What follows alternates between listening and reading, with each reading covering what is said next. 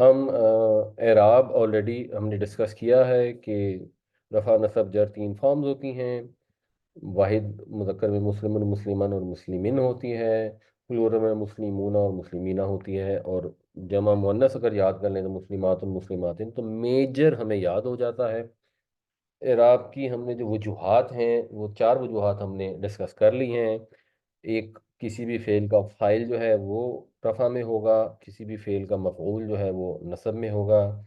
जुमला के अंदर जो पहला पार्ट है जिसमें वो चीज़ बताई जाए या वो इसम जिससे मुतल्लिक बात की जा रही हो वो मुब्तदा कहलाता है और वो रफ़ा में होगा। और वो बात जो कही जा रही हो, वो इंफॉर्मेशन जो दी जा रही हो, वो खबर कहलाती है, वो भी रफ़ा में होगी। आज हम दो और वजूहात डिस्कस करेंगे इंशाल्लाह। पहली तो है पैसिव वॉइस। और पैसिव वॉइस को हम ब्रीफली देखेंगे क्योंकि फेल अभी हमने डिटेल से डिस्कस नहीं किया। ज़राबा का मतलब है उसने मारा, इसका अगर पैसिव वॉइस बनाएंगे तो वो बनता है जूरीबा, वो मारा गया या उसको मार पड़ी। इसी तरह मुजारे में यजरिबू का मतलब है वो मारता है, तो उसका पैसिव वॉइस होता है यूजरबू। यूजरिबू नहीं है, यूजरबू। तो इसका मतलब होता है वो मारा गया, उसको मार पड़ी। तो जैसे एक्टिव वॉइस के अंदर फाइल लाजिम है, इसी तरह पैसिव वॉइस में एक्चुअली मफूल लाजिम है जिसको मार पड़ी। अगर नहीं भी होगा तो यूजरबू के अंदर वो शामिल है, वो अंडरस्टूड है ये की वजह से। तुजरबू तू मारा जाता है तो वो मफूल तो आना ही आना है हर हाल में। और जैसे एक्टिव वॉइस में फाइल रफा में होता है, इसी तरह पैसिव वॉइस में मफूल भी रफा में होता है। उसको आमतौर पे मफूल कहते नहीं, उसको कहते हैं नाइब फाइल। तो ये चौथी वजह है रफा की। और चार ही वजूहात हैं रफ़ा की, इसके अलावा कोई वजह नहीं है। तो रफ़ा का चैप्टर यहाँ से क्लोज हो जाता है। ज़राबा जैदुन, जैद ने मारा। ज़ुरिबा जैदुन, जैद को मार पड़ी। दोनों केस में जैदुन जो है वो रफ़ा में होगा। अच्छा, दूसरी चीज़ जो है जो आज हम डिस्कस करेंगे वो है हरफ जर। जो प्रपोजिशंस इस्तेमाल होती हैं अरबी में, वो ज़्यादातर हरफ जर हैं। और वो क्या है? बेज़ेर बी, जिसका मतलब होता है के साथ। ये अपने आगे आने वाले इसम को जार देती हैं। बिस्मिल्लाह, तो मीम के नीचे जेर है, ये जर है। ते जो कसम के लिए खाई जाती है और ये सिर्फ अल्लाह की कसम के लिए होती है, इसके अलावा ते इस्तेमाल नहीं होती। तो ये भी हरफ जर है, तल्लाही, अल्लाह की कसम। काफ जो है की मानिंद की तरह, ये भी हरफ जर है, जैसे कासफिम माकूल, खाए हुए बूसे की तरह। वाओ दो तरह की है, वैसे तो कई तरह की है, बट एक वाओ कस्मिया होती है, वो जर देती है। तो वल असरी में जब आप कहेंगे तो इसका तर्जुमा ये नहीं होता कि और असर, बल्कि इसका तर्जुमा होगा असर की कसम, या गवाह है असर, या गवाह है जमाना। लाम जो है, लाम जो ली वाला जो लाम होता है, एक लाम जबर वाला लाम होता है जिसका मतलब होता है एम्फेसिस, लाजमन, यकीनन।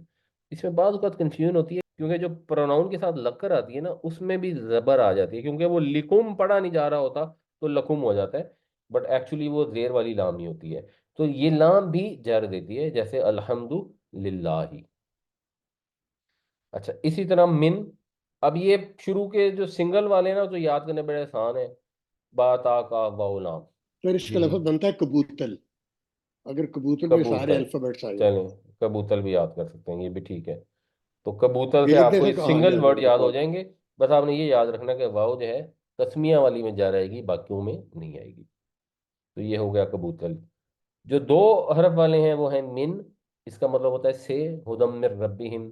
अन, उर्दू में अन का भी मतलब से होता है, ऑल्दो इसके अंदर जरा फर्क होता है। ये मिन होता है किसी चीज के, जरा आप समझ लें, इंटीरियर से कोई चीज आना, और अन होता है किसी चीज के एक्सटीरियर से कोई चीज होना।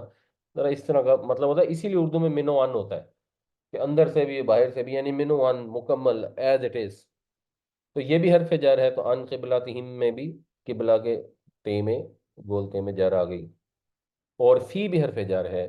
तो जैसे मिसाल के तौर पे कई लोग कहते हैं फी अमान अल्लाह, वो फी अमान अल्लाह नहीं होता, फी अमान निल्ला होता है, जो सही लफ्ज है, क्योंकि अमान पर जर आनी चाहिए। तो फी कुलूबिहिम भी इसी तरह जर में आ गया। फिर तीन हरफी हैं, अला, खत्म वाला कुलूबिहिम, जिसका मतलब होता है पर, इला की तरफ। ये भी हरफ जर है, इसीलिए इला सिरातिम मुस्तकीम आया है। अगले में फिर सिरातल्लज़ीना आता है। फिर हत्ता भी जो है ये भी हरफ जार है। ये वैसे कुरान शरीफ में बस मेरे ख्याल है यही इस्तेमाल हुआ है, हत्ता मतला इल फज्र, तो इसलिए ये मतला पर जेर आई है। इसके अलावा भी कुछ हरूफ जार हैं जो कुरान शरीफ में इस्तेमाल नहीं हुए, इसलिए हमें उनको जानने की कोई जरूरत नहीं है, हमारा मकसद तो कुरान को समझना है। तो ये हो गया कबूतल, काफ बे पे वाओ लाम, फिर मिन अन और फी, और अला इला हत्ता। और ये भी रटने की भी जरूरत नहीं है, बस इतनी सेंस होनी चाहिए कि जब कुरान शरीफ में कहीं नजर आए तो आप पहचान लें कि इनकी वजह से जर आनी चाहिए। बाज़ औक़ात ऐसा होता है कि कोई लफ्ज आगे पीछे लिखे हुए होते हैं, तो आप पहचान जाते हैं कि अच्छा इस पर जर है, अला जरा आगे आ रहा है या पीछे आ रहा है फासले से, तो इसका मतलब ये अला यहाँ से कनेक्टेड है। ये इसका पर्पज है एराब को समझने का, कि आप तर्जमा दुरुस्त कर सकें।